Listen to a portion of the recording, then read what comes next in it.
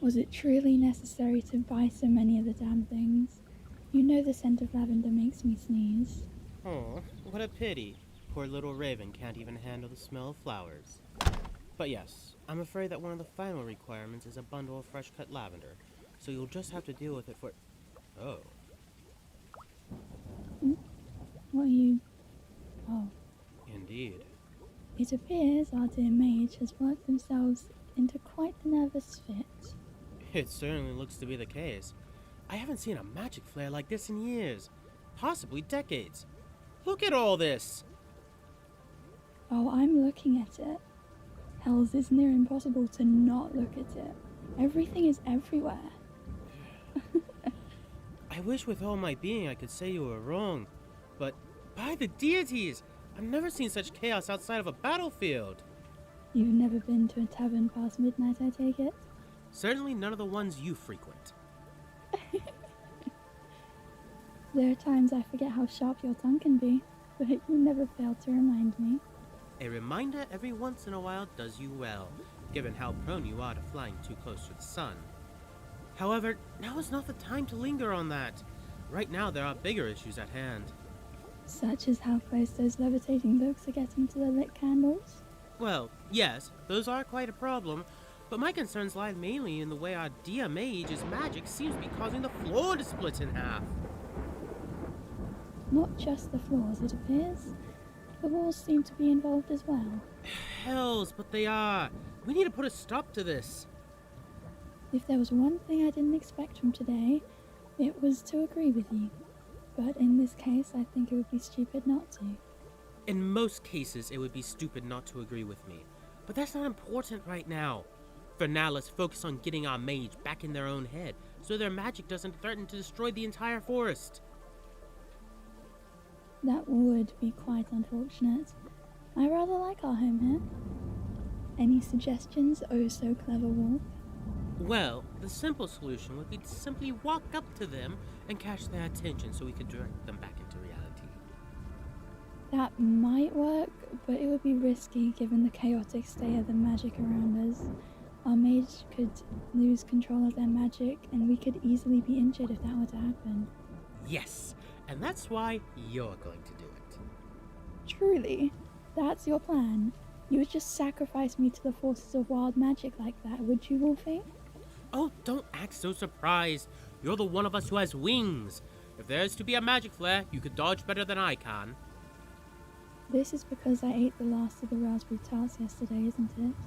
Do you even have to ask? Of course it is. Fine. If you'll finally quit being so huffy about it. I'll make no such promises. You're impossible, you know that? Thank you. I tried to be. Oh, shut up. Not until you do what needs to be done. Fine, I'm going. But if I get injured, you have to tend to my wounds. Fine, I can agree to that. Now go. I can see storm clouds forming above us, which is particularly troubling as I should be seeing the roof. Patience, Wolfie. I'm going. Well, go faster. The rain will ruin the rug. You eat one tart. One. And you're punished for the rest of the week. I swear it. Good reflexes there, bird. Oh, shut up, won't you? No, I don't think I will. Ugh. My dear Mage, we've returned from the marketplace with everything you've asked.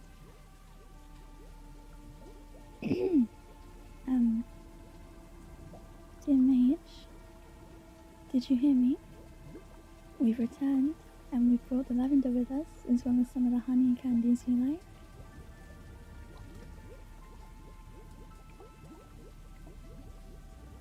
Can you hear me? My dear? Shit! Who's got good reflexes now, Wolfie? Haha, you're so funny. Thank you, I try my best. Hello, dear Mage. Good to see you didn't panic while we were away. I swear, we only leave for a few hours, a mere fraction of the day, and what do we come back to? Absolute chaos. The house hasn't been this big of a mess since the Harpies tried to steal all the copper pots and pans last year. Raven is right, you know. Look at all this. The books are nearly tearing themselves apart, and the candles are burnt nearly completely. There's wax all over the ground. The biggest surprise of all this is how you haven't hurt yourself on any of the things you've sent floating throughout the house. If you were anyone else, I'm sure you'd have had one of those jaws crash down on your head hours before we would have returned. You're lucky that fortune has blessed you so graciously.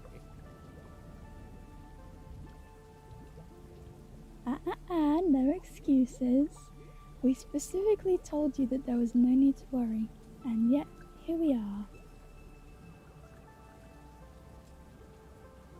Come now, are you really so worried that we wouldn't get the right items?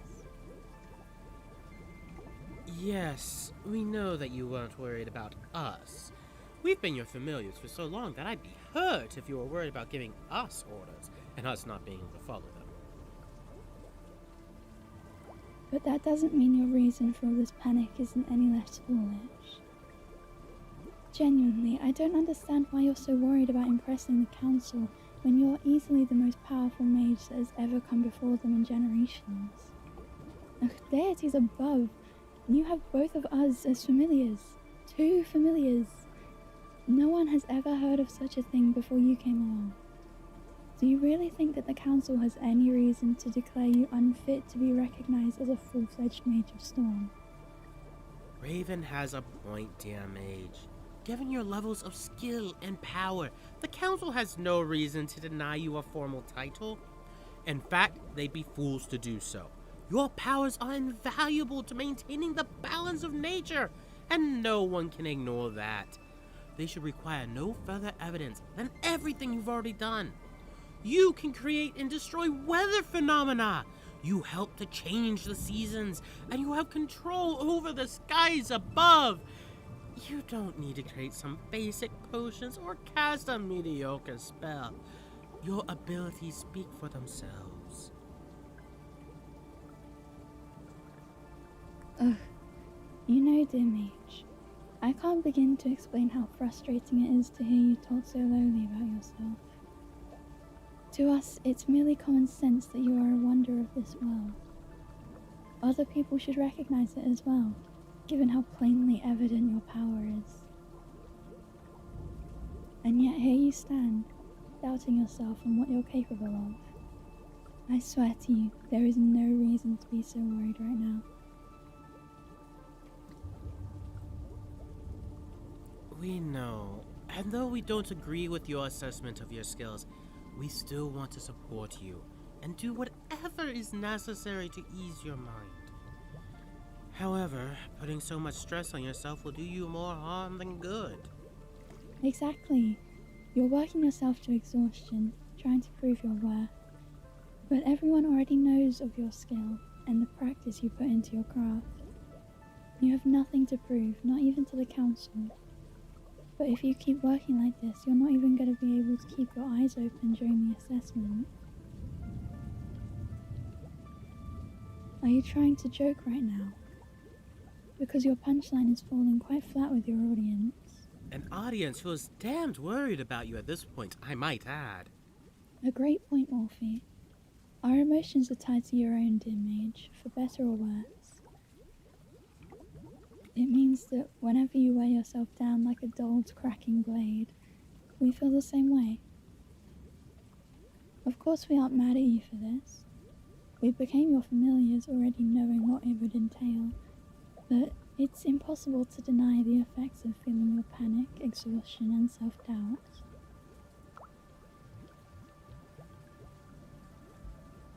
Haven't you noticed Wolfie's pacing at night? You know he paces when he's so worried he can't sleep. It's not helped any by the fact he doesn't like falling asleep when you're not in the room with us.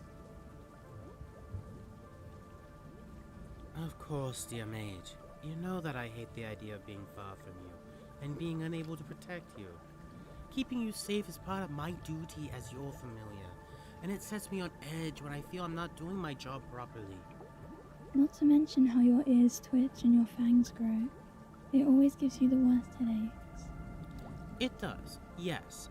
Though your own worried habits are just as bad, as all three of us have seen. Your panic reaches a boil, and you start to pluck your feathers out while you hum nervously. It's a worrying sight. Now, don't you act like you don't have your own worrying habits, dear. Just like you were doing when we came in, your mind slips away from you, and your magic goes with it. It makes for a wild danger that can lash out at any moment, and yet your mind is too far away to notice it. It makes my heart stop dead in my chest every time, because I don't know what to do to help you. It's terrifying, honestly. Because it's never been this bad before. It's usually once a season or so when your responsibilities overwhelm you. We can handle it if it only happens for a night or two every once in a while. But this time it's been more than a week, and all three of us are far too worn out to let it continue anymore. Our dear birdie is right. None of us can continue this anymore, least of all you. Your eyes look so heavy, and your shoulders weighed by the weight of the earth. You need rest, dear Mage, and you can't put it off any longer.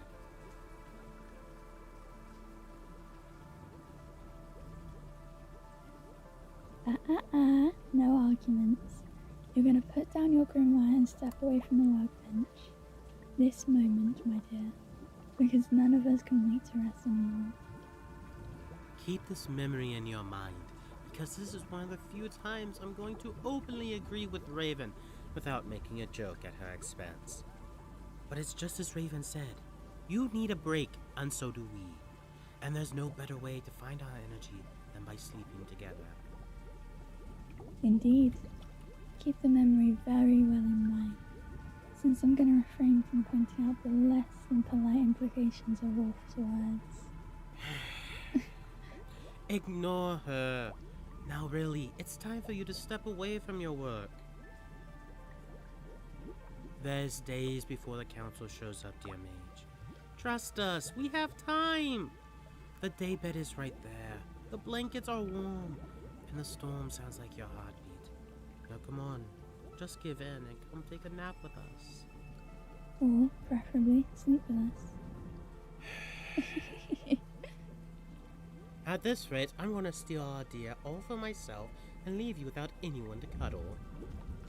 Oh, come on, Wolfie. You know you wouldn't do that to me. You like using my wings as blankets too much to kick me out. Maybe so. But don't test your luck too much. There are other blankets that backtalk far less than you do. How rude. Only as much as you are. Are you hearing this, dear Mage? Absolute slander. I don't think our Mage can hear you over the sound of your wings covering their ears. Oh, my apologies. Well, look at that. Your eyes are already drifting closed. And you try to tell us you weren't tired. Seems like your lie isn't holding up here. It didn't at all. Though I'm sure we're not too far behind, given how your ears and tail are starting to relax as well. It makes you look so much more relaxed than normal, if you ask me. Are you saying I normally don't look relaxed? No, I'm saying you normally look stoic and somewhat mean. Who's being rude now? Me, but is that really a surprise at this point? I'd be more surprised if you weren't. Of course, my dear. If you want to pet me while we drift off, you may be my guest. Then move closer, Wolfie. You need to get under my wings so they can reach. You know, I think this is exactly what all of us needed. I would say I agree, but I worry that if we agree on too many of the same things in one day, we may set off an Armageddon. I'd say that you're right, but that would be agreeing with you. Then why don't we just lay here in silence until sleep claims us? If we were to start the end of the world right now, we'd all be far too tired to survive it anyway. So I think we might as well sleep. and put it off for another day. If you insist, I suppose. For now, I'm just gonna lay my head on Aunt Mage's shoulder and plan to steal your breakfast tomorrow with me. Not if I steal yours first. Well, we'll have to see about that then, won't we? Perhaps we shall.